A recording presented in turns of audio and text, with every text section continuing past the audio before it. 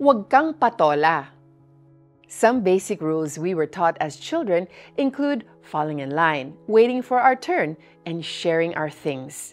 Pero bakit kahit alam na natin ang mga good manners na ito, since bata pa tayo, ay nahihirapan pa rin ang marami sa ating i-apply ang mga ito sa tunay na buhay?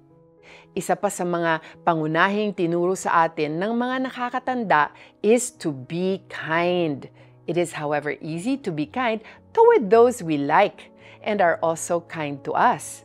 But for people who give us a hard time or are just plain difficult to deal with, being kind is a huge challenge. But here's something we need to realize. These people who aren't nice to us or are difficult to live with, more often than not are dealing with their own problems. Hindi lang halata, pero may pinagdadaanan din sila. Baka nga kaya sila nagsusungit ay dahil ito ang kanilang coping mechanism to survive.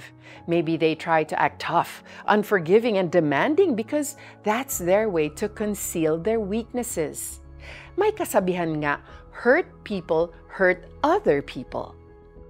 Ano man ang pinagdadaanan nila, they need somebody to help lift their spirits up. Huwag tayong patola sa mga taong gusto nating patulan.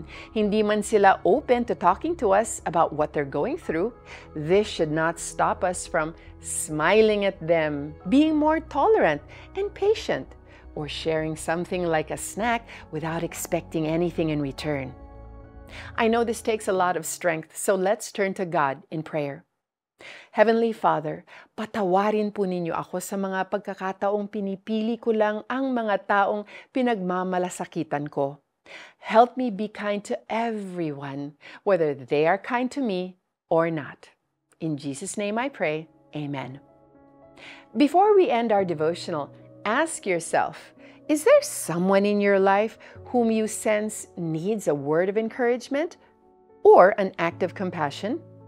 Ipagdasal mo kung paano ka magiging blessing sa taong ito. Malay mo, your one act of kindness might be the way toward a more meaningful friendship. Pagmalasakitan ninyo ang kapakanan ng iba at hindi lamang sa inyong sarili. Philippians 2:4. I'm Joyce Titular. May the Lord bless you always.